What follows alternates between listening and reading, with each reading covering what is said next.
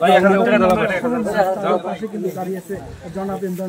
ভাই আপনি যে টাকাটা পেলেন অনুভূতিটা কি রকম লাগছে? খুব ভালো লাগতেছে। আপনারা জানেন যে কাউনিয়া যে 9 নম্বর ওয়ার্ড এটা অত্যন্ত কাউনিয়া এবং রাজারহাটের শেষ সীমানা। কাউনিয়ার শেষ সীমানা রাজারহাট প্রথমে এখানে বনবাসী যে মানুষ রয়েছেন তাদের যে কাউনিয়া গর্ভে বাসা ছিল সেই বাসা ভেঙে কাউনিয়া চর থেকে প্রায় 2-3 কিলোমিটার দূরে বাসা করেছেন। এই মুহূর্তে যারা ক্ষতিগ্রস্ত রয়েছেন তাদেরকে আর্থিক অনুদান দিচ্ছেন কাউনিয়া এবং পীরগাছা এমপি পদপ্রার্থী জনাব ইমদাদুল হক বসা। আমরা সরাসরি দেখতেছি তাদের অনুদান দেওয়া এবং যারা বানবাসী রয়েছেন তাদের খাওয়ার কষ্ট এবং তারা বিভিন্ন অনুদান করতেছে।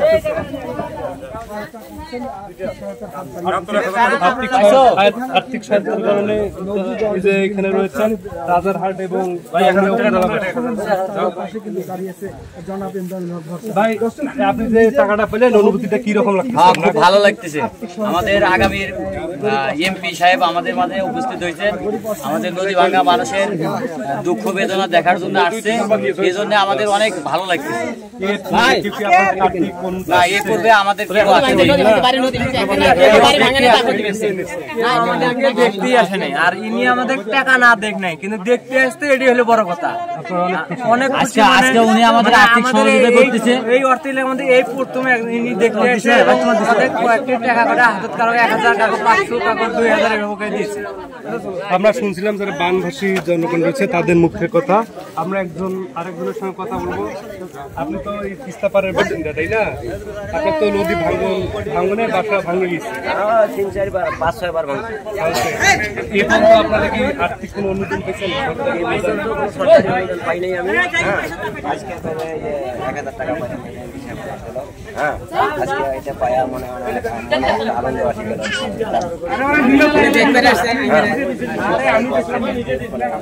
বাড়ি করতে কেউ আসে না, উনি আজকে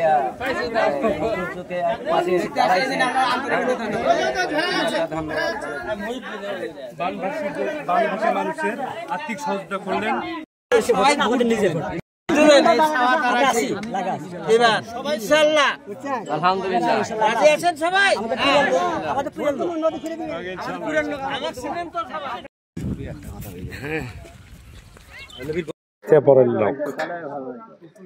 আমরা তিস্তা পাড়ের দুঃখ দুর্দশা আমরা সবসময় বোঝার চেষ্টা করি, কারণ এই তিস্তা আমাদের কখনো সুখ দেয় কখনো দুঃখ দেয়। যখন ভারত উজান থেকে পানি ছেড়ে দেয় তখন কিন্তু বন্যা প্লাবিত হয়, তখন গরিব দুঃখী খেটে খাওয়া মানুষের কিন্তু বাড়িঘর ভেঙে কে কোথায় যায় তাদের কোনো ঠিকানা থাকে না, তাদের বাস্তুহারা হয়ে যায়। তা আমরা বেশ কিছুদিন ধরে লক্ষ্য করতেছি যে উজান থেকে পানির ঢল আসতেছে। আমাদের এটা কাউনিয়ার ঢুসমারার চর, এখানে আমাদের 200 থেকে 400 পরিবার বাস করে। তারা অনেক কষ্ট করে জীবনযাপন করে, তারা কৃষির উপর নির্ভরশীল। তারা কৃষি তাদের জীবন, কৃষি তাদের মরণ। যখন বন্যার পানি এসে যায় তখন তাদের ক্ষেত মারা যায়, তাদের খুব অনেক কষ্টে দিনানিপাত করে। সেরকম আজকে তাদের জীবনে একটা কষ্টের দিন যাচ্ছে। প্রতিদিন ঘর ভাঙতেছে, বাড়ি ভাঙতেছে, তাদের ঠিকানা নাই, সব ঠিকানা চরে নদীর মধ্যে বিলীন হয়ে যাচ্ছে। তা আমরা আসলে ব্যক্তিগত উদ্যোগ থেকে আমি ইমদাদুল হক ভরসা, আপনারা জানেন যে আমি খবর পাওয়া মাত্র, আপনাদের সাংবাদিকের মাধ্যমে খবর পাওয়া মাত্র আমার কাছে মনে হয়েছে আমার যাওয়া খুব জরুরি। আমি আপনাদেরকে সাথে নিয়ে তাই চর এলাকায় আসলাম।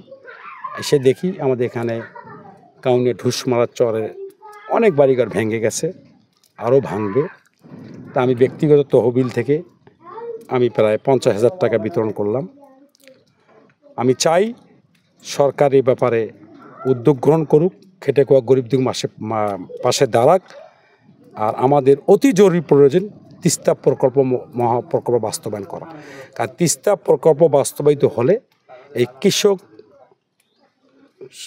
কৃষকেরা বেঁচে যাবে, তারা ভালোভাবে জীবনযাপন করতে পারে। তাই আমাদের একটাই চাওয়া, তিস্তা মহাপ্রকল্প বাস্তবায়িত হলে আমাদের সবার মুখে হাসি ফুটবে। এটাই আমাদের চাওয়া, এটাই আমাদের পাওয়া। এই লক্ষ্যে আমরা কাজ করছি।